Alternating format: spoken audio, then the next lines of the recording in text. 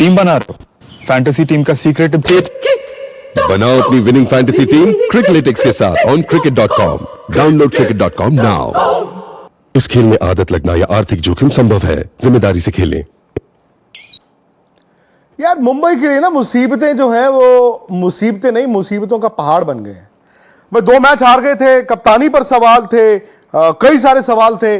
फिर सबने कहा अपने घर आएंगे वानखेड़े स्टेडियम तो शायद Mumbai Indians will get it's mojo back.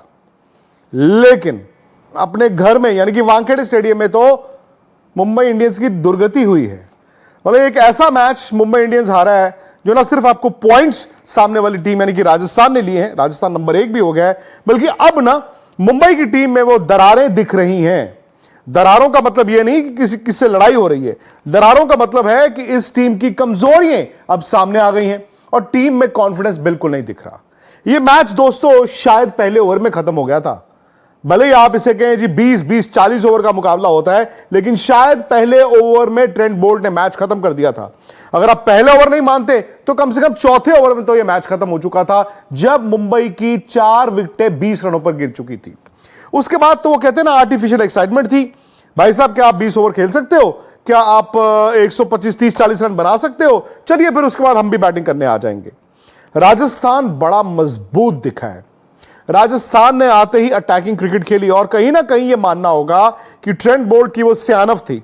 Rohit Sharma, Trent Boult, Rohit Sharma की बाकी खिलाड़ियों की तरह लेफ्ट आर्म फास्ट बॉलर की कमजोरी है, और वो कमजोरी है वो गेंद जो लेफ्ट आर्म फास्ट बॉलर के अंदर आती हो। और जो वो पहला बॉल खेल रहे थे ट्रेंट बोल्ट का ये सोच के वो ओपन चेस्टेड थे कि गेंद अंदर आएगा, लेकिन 3/4 लेंथ से ट्रेंट बोल्ट ने वो गेंद उनको बाहर निकाला। खुल गए रोहित शर्मा, कॉट बिहाइंड 0। अगली गेंद पर नमन धीर जो अंदर गेंद आया एलबीडब्ल्यू।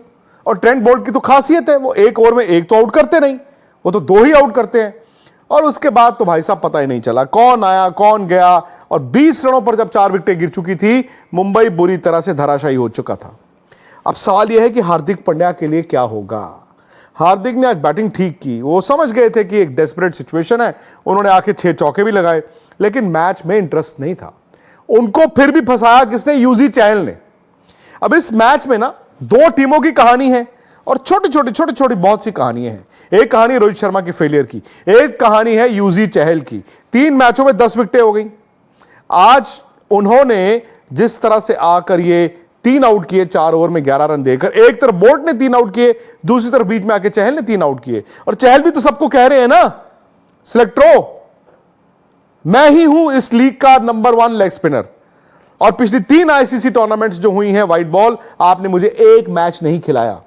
आपने मुझे अभी भी वर्ल्ड T20 के लायक तो समझा नहीं, लेकिन लड़ता हूं। और शायद मुझे लगता है ना कि एक झटका लगा होगा यूजी चहल को जब कॉन्ट्रैक्ट नहीं मिला, टीम से बाहर हुए। शायद वो एक मोमेंट होता है, या तो बिखर जाते हैं या फिर अपनी गेम पर और काम करते हैं। उनकी बॉलिंग में वो काम दिख रहा है। हार्दिक पांड्या की टीम जैसे तैसे 129 रन तक पहुंच गई।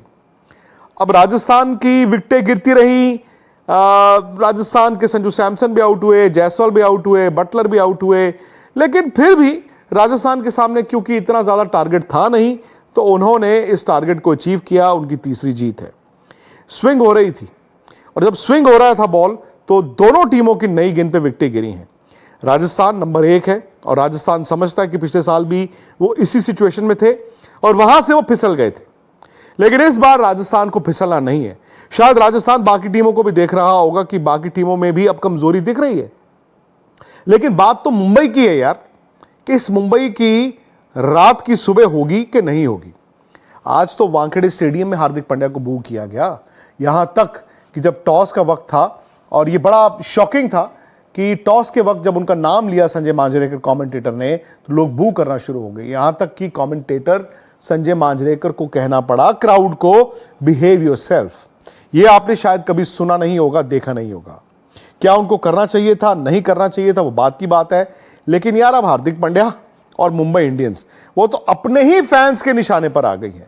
हालांकि हाँ, मैच में आपने एक मूवमेंट देखा होगा जो हीरो कैम है, जब रोहित शर्मा लॉन्ग ऑन पर फील्डिंग कर रहे थे, वो बार बार क्राउड को कह रहे थे कि बू मत करो, बू मत करो। लेकिन अब बहुत लेट हो चुका है, क्योंकि बात सिर्फ ये नहीं है कि जो विवाद हुआ बात यह है कि मुंबई इंडियंस की परफॉर्मेंस भी लगातार गिरती जा रही है, बद से बदतर होती जा रही है। आज आपने बुमराह से करवाया ना नया गेंद, तो पहले 2 मैचों में तो करवाया नहीं। लेकिन यहां से अगर आप मुंबई इंडियंस के फैन हैं तो आप ही निकालिए कहीं ना कहीं से कुछ तिकड़म कि यह टीम जीत की पटरी पर वापस आए। इस टीम का फिलहाल तो टॉप 4 में कोई ना स्थान दिखता है और ना ही कोई रास्ता दिखता है। खैर, कई और टीमें हैं जो टॉप 4 के लिए लड़ रही हैं, मसलन बैंगलोर, मसलन लखनऊ, और इनका मुकाबला जो होगा उसके लिए आपको cricket.com पर जाकर टीम बनानी है। cricket.com असली फैंटेसी है।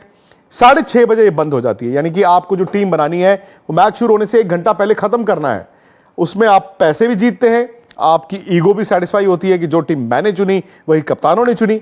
तो इसी चैट की डिस्क्रिप्शन में अगर आप जाएंगे, cricket.com ये फैंटेसी है। रूल्स बड़े आसान से हैं, आप इसे डाउनलोड करें, फिर आप टीम बनाएं। हाँ, 1 घंटा पहले ये कट ऑफ हो जाता है। उसके अलावा बहुत बहुत शुक्रिया, आप लोग स्पोर्ट्स तक पे खबरें देख रहे हैं। स्पोर्ट्स तक को इसी तरह सपोर्ट कीजिए। अगर आपने सब्सक्राइब नहीं किया तो जरूर कीजिए। स्पोर्ट्स तक ऐप को जरूर डाउनलोड कीजिए, वहां पे वीडियोस भी हैं, वहां पर लाइव स्कोर्स भी हैं, बहुत कुछ है। हिंदी है, इंग्लिश है, दोनों है। और हमारी वेबसाइट www.thesportstuck.com।